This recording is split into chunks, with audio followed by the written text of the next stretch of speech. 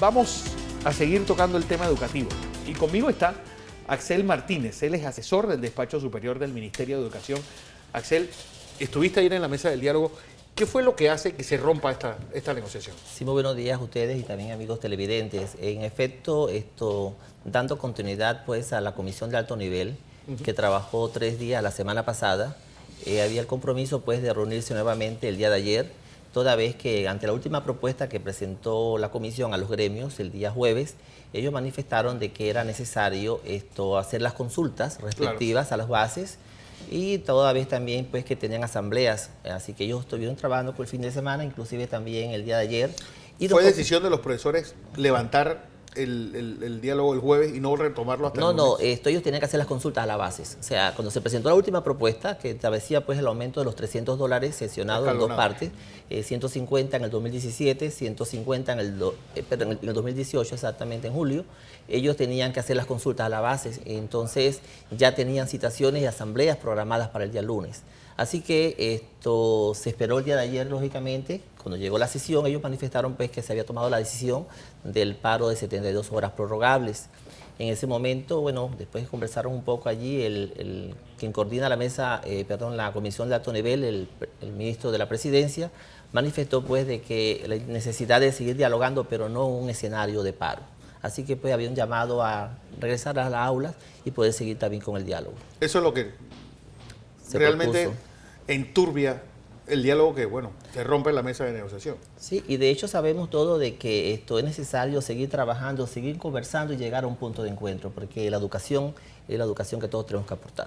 Bueno, Lourdes. Sí, ¿qué se espera para hoy? Los colegios permanecen cerrados a nivel nacional, entonces queremos conocer, la mesa de diálogo se cerró, ¿qué se espera para hoy? Sí, por ahora, por ejemplo, se solicitó a todos los gremios allí en el día de ayer en la comisión de alto nivel, pues, poder regresar a sus aulas y poder seguir conversando. Así que, como se planteó, de que en un paro no se iba a estar dialogando, así que por el momento de hoy no hay diálogo. No hay diálogo.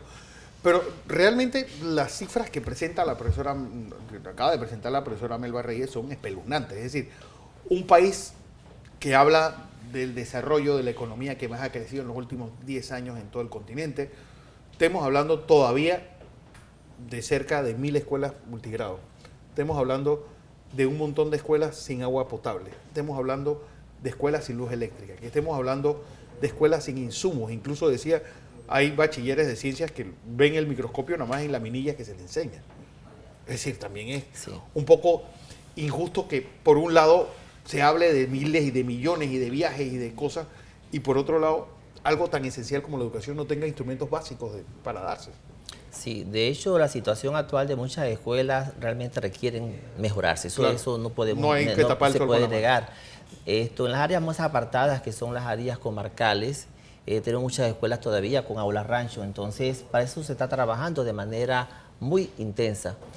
A veces licitar un centro educativo para mejorarlo en esas áreas apartadas no resulta tan viable, toda vez que cuesta también bastante llegar inclusive a llevar los materiales. Así que en virtud de ese escenario lo que se está trabajando es con conglomerados, es decir, trabajar con un distrito completo para poder licitar y que una empresa entonces tenga capacidad de atender, digamos, 30, 40 escuelas de esa comunidad. Y de hecho se está trabajando de esa forma. Pero igual, profesor, está el hecho de profesores que tienen salarios adeudados, viáticos adeudados, las homologaciones adeudadas. Es decir, si a la larga, si a mí me nombran profesor en la escuela José Daniel Crespo, esa posición está abierta y ese salario debe estar ahí en línea. Sí, si fuese un escenario como usted plantea, en efecto debiera ser un pago inmediato, pero ¿qué resulta?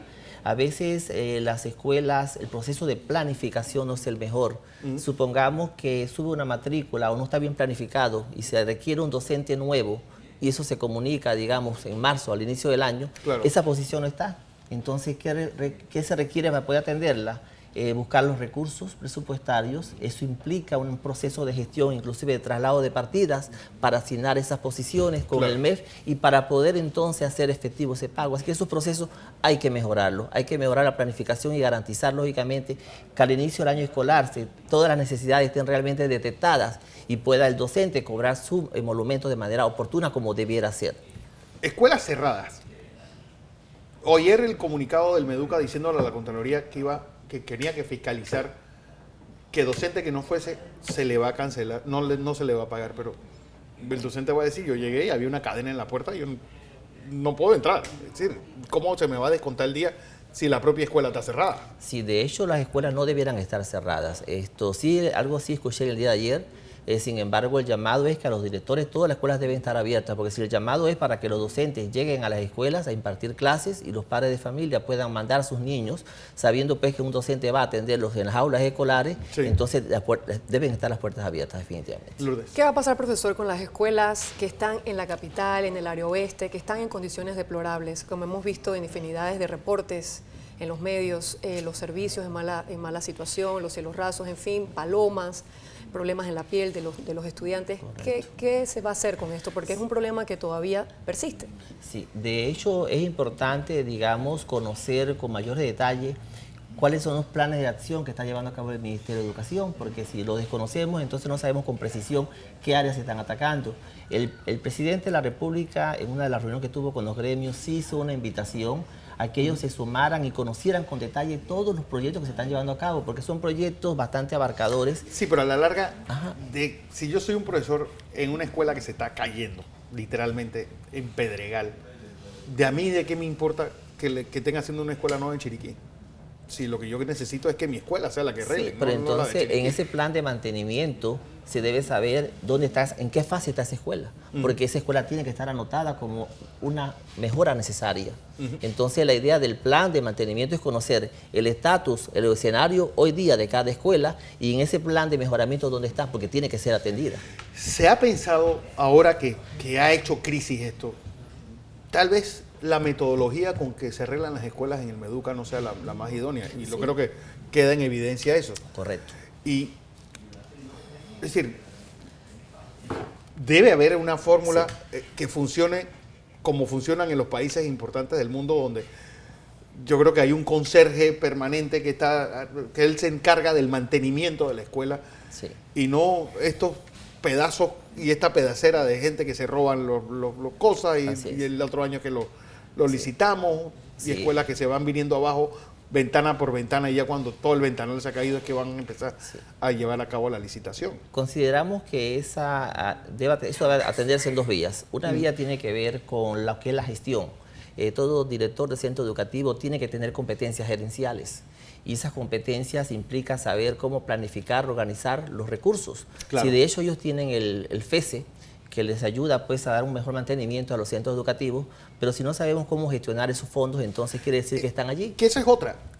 Por esta meritocracia dentro de la escuela, llega alguien a ser director y tal vez no es la persona más idónea. Por ejemplo, hace unos meses nos llamaron del área de Tortí, en Chepo, donde ellos tenían $50,000 en el banco, pero el director no sabía cómo usarlos. Y la escuela realmente tenía problemas estructurales, tenía problemas de tuberías de agua, tenía los baños hechos un desastre, pero el dinero estaba ahí, pero no sabían cómo sacarlo. Bueno, en virtud de eso, la administración actual está trabajando en unos diplomados, de forma tal de proveer las competencias a todos los directores y tengan pues los conocimientos de cómo llevar a cabo hacer uso de esos recursos, porque para eso están ellos.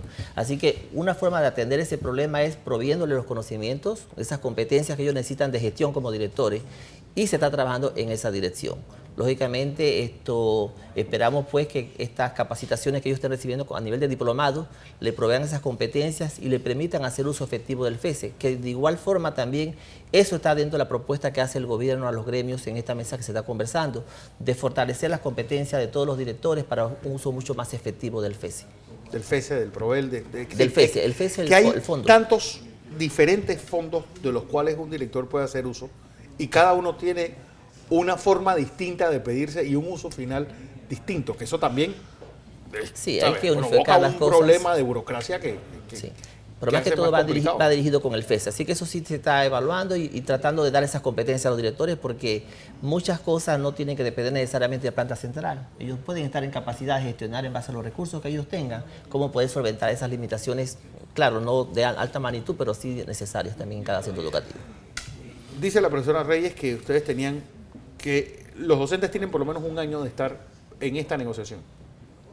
Sí, la ministra de Educación está lógicamente con el nuevo gobierno desde julio, ¿verdad? 2014. Estamos hablando de 2015 para acá. Entonces, desde que inició como ministra ha estado en conversaciones con los gremios.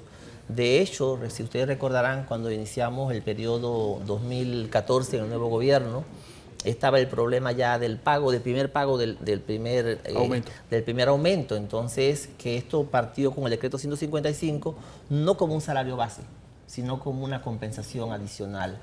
Sin embargo, producto pues de las luchas de los docentes, se acordó de que eso fuese al salario base. Así que le correspondió a la ministra actual entonces poder incorporar esos $150 iniciales al salario base. Y de allí iniciaron las conversaciones. Así que esos fueron acuerdos que se lograron básicamente con los gremios. Sin embargo, en el 2015 se formalizó ya a través de una resolución lo que fue la mesa bilateral, en la cual forman parte 17 gremios, la ministra de Educación y también un equipo directivo que la acompaña. Y de allí entonces una de las decisiones o acuerdos que se tomó interno fue poder separar el plan de mejoras de la parte salarial.